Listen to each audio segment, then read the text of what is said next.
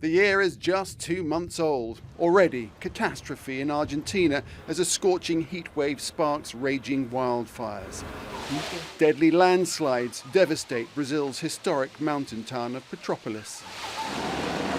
Events like this, together with ongoing droughts, floods and superstorms, are the new climate normal. And it's only going to get worse unless something is done fast. So says a harrowing climate report that lays out how civilization has accelerated the decline of nature at the expense of humanity and ecosystems. And that adaptation is urgently required, especially in the global south. This is about building our resilience, being prepared for worse things to come. How can we stop and limit the impacts of climate change that are happening now and will happen further in the future? And so investment in adaptation is sorely needed. In Glasgow last year, world leaders vowed to scale back on the use of fossil fuels, but in fact, the complete opposite has happened.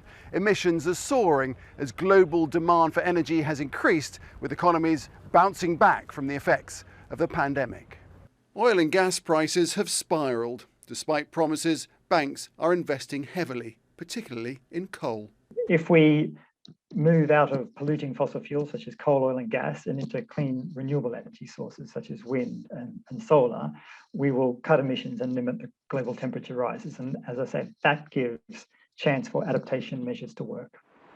With the world rightly focused on the crisis in Ukraine, this latest climate report emphasises global warming is a fundamental long-term threat that cannot be ignored. But the science shows it can be stopped in its tracks if humanity cuts emissions to zero. Time, though, is running out. Nick Clark, Al Jazeera.